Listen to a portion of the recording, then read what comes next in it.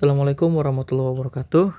Nah, kali ini kita akan bahas tentang sistem persamaan dua variabel. Nah, jadi sistem persamaan yang kita bahas itu adalah persamaan linear kombinasi dengan kuadrat. Nah, bentuk umumnya adalah seperti ini ya. Nah, jadi yang berpangkat 1 ini, nah, X pangkat 1, Y pangkat 1, nah ini merupakan persamaan linear. Nah, kemudian di bawah yang ada pangkat 2, nah ini berarti persamaan kuadrat. Nah, jadi kita akan menentukan atau mencari himpunan penyelesaian atau titik potong antara kedua persamaan ini ya. Nah, contohnya langsung saja tentukan himpunan penyelesaian dari sistem persamaan berikut secara aljabar. Nah, ini akan ada 3 contoh yang akan kita bahas. Nah, langsung saja kita ke contoh pertama. Nah, Y sama dengan 4X kuadrat sebagai persamaan kuadrat dan Y sama dengan 8X sebagai persamaan linear. Nah, jadi caranya adalah kita samakan kedua Y yang ada di sini. Nah, berarti 4X kuadrat sama dengan 8X. Nah, 4X kuadrat sama dengan 8X. Nah, ini bisa kita coret. 1, ini 2. Nah, sehingga ini jadi X kuadrat sama dengan 2X. Sekarang kita coba pindahkan ke sebelah kiri sama dengan 0. Nah, X kuadrat ini berarti X dikali X dikurang 2 kali X sama dengan 0. Nah, berarti kita distributifkan. Ada X, maka kita keluarkan. Tinggal X yang 1 dengan minus 2. Nah, sama dengan 0. Nah, untuk itu X sama dengan 0 atau X kurang 2 sama dengan 0. X sama dengan minus 2 pindah ke kanan berarti sama dengan positif 2. Nah, kemudian kita akan masukkan nilai X yang kita peroleh ini ke salah satu persamaan. Jadi boleh yang 4X kuadrat, boleh yang Y sama dengan 8X. Nah, jadi sini akan pilih yang paling sederhana. Nah, jadi saya akan ambil Y sama dengan 8X. Nah, untuk X sama dengan 0, maka Y sama dengan 8X ya, berarti 8 kali 0 yang udah kita peroleh tadi. Maka Y sama dengan 0.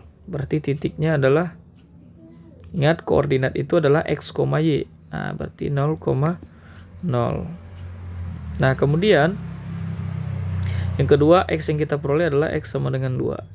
Nah, maka Y sama dengan tadi 8X berarti 8 dikali 2 sama dengan 16 ya. Berarti nilainya adalah titiknya 2,16. Sehingga himpunan penyelesaiannya adalah 0,0 dan 2,16. Oke, langsung kita ke contoh yang kedua. Y sama dengan 4X kuadrat dan Y sama dengan X kurang 1. Nah, ini juga kita samakan kedua Y ya. 4X kuadrat sama dengan X kurang 1.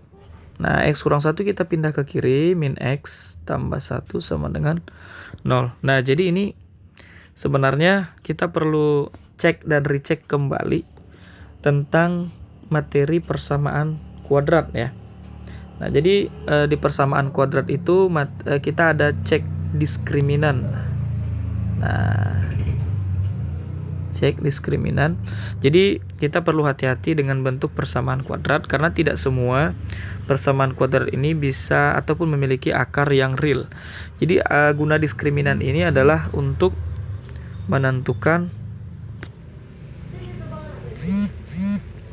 jenis akar. Nah, apa saja?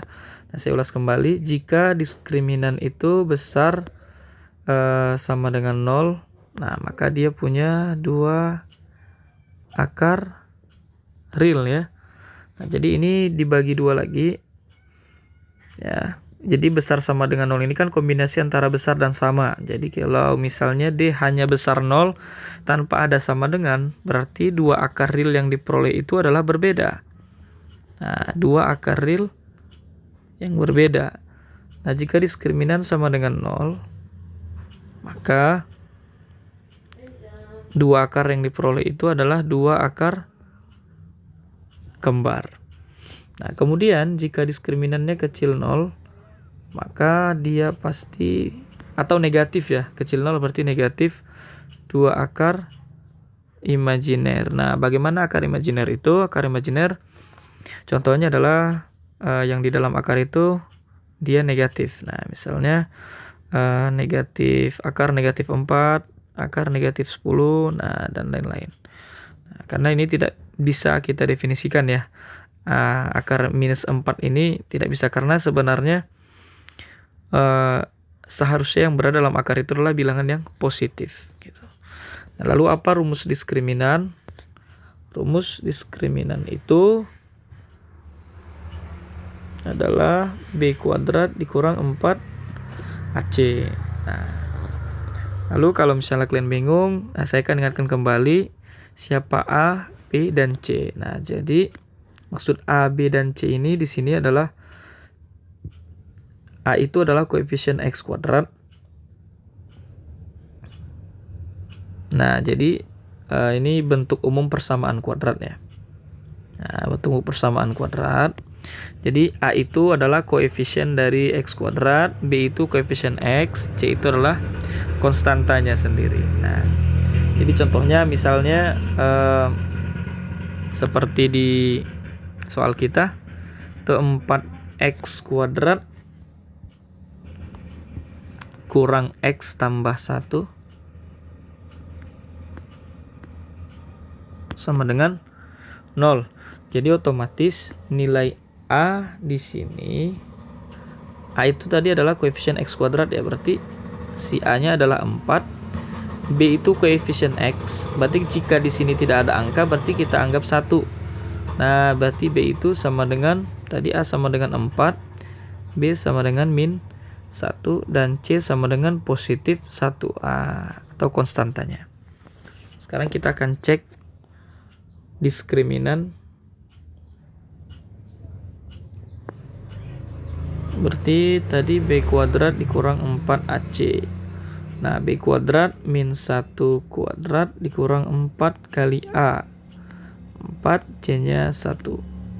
1 dikurang 16 sama dengan minus 15. Nah, oleh karena diskriminan yang kita peroleh adalah negatif, berarti diskriminannya kecil 0.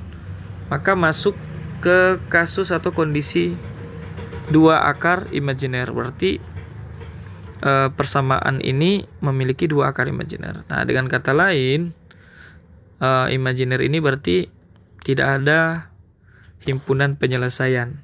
Nah, jadi jika D kecil 0, nah berarti dia punya akar imajiner. Nah, jika dia punya akar imajiner berarti tidak ada solusi antara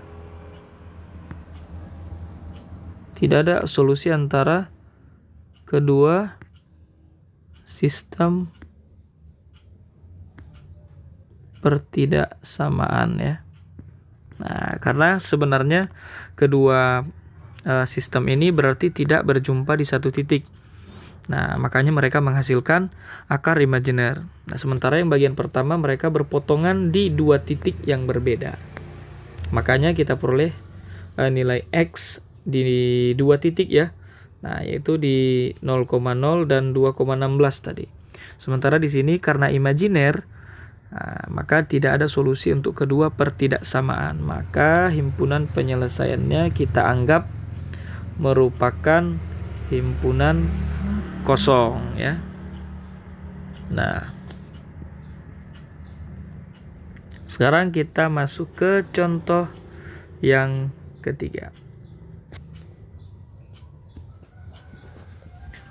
Nah, untuk contoh yang ketiga, X kuadrat kurang 5X kurang Y tambah 4 sama dengan 0.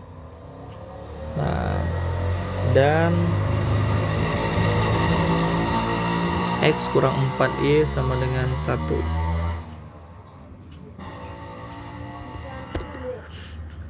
Nah, jadi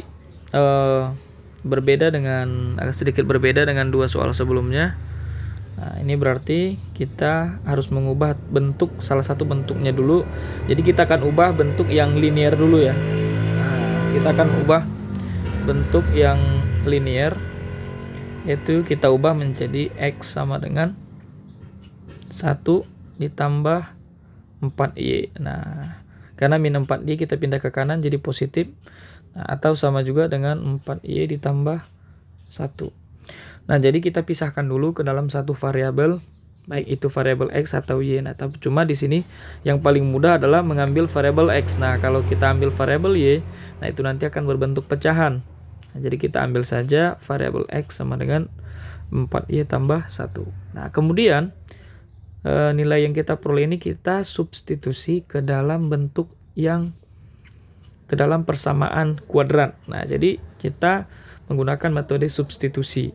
Nah, ini kita masukkan ke dalam persamaan pertama, yaitu X sama dengan 4Y tambah 1. Berarti setiap X yang ada di sini akan kita ganti dengan 4Y tambah 1. Nah, sehingga menjadi 4Y tambah 1 kuadrat. Nah, karena X kuadrat, berarti ini 4Y tambah 1 kuadrat dikurang 5 dikali 4Y ditambah 1.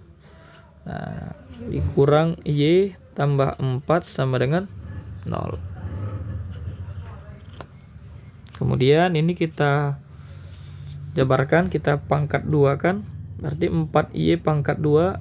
Nah, itu 16Y kuadrat ditambah 2 kali 4Y kali 1, 8Y tambah 1 pangkat 2 sama dengan 1. Nah, dikurang 5 kali 4Y 20Y min 5 kali 1 min 5 min Y tambah 4 sama dengan 0. Nah, 16Y pangkat 2, 8Y kurang 20Y kurang Y. Nah, sama dengan minus 13Y. Nah, 1 kurang 5 minus 4 ditambah 4 sama dengan 0. Nah, berarti ini sama dengan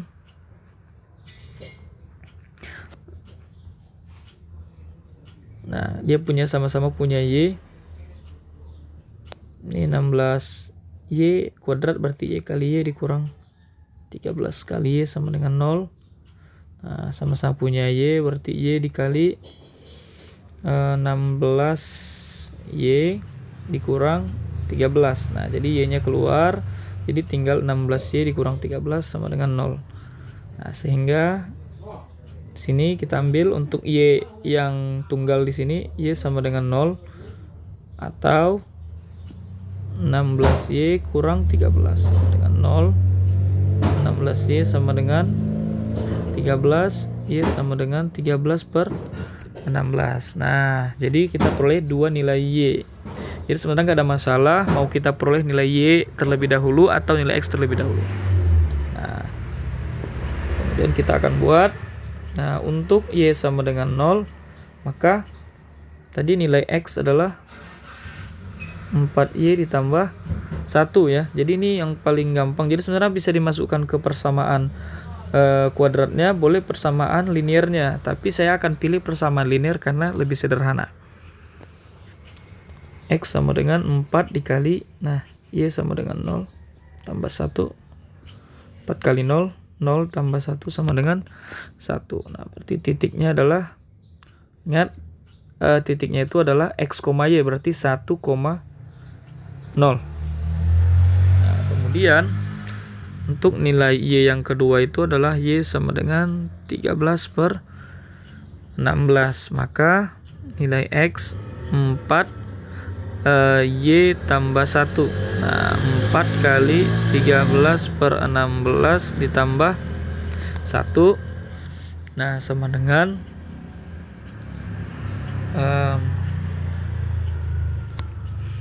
4 kali, berarti kita samakan penyebutnya. Ini 16, 4 kali 16, atau kita sederhanakan dulu.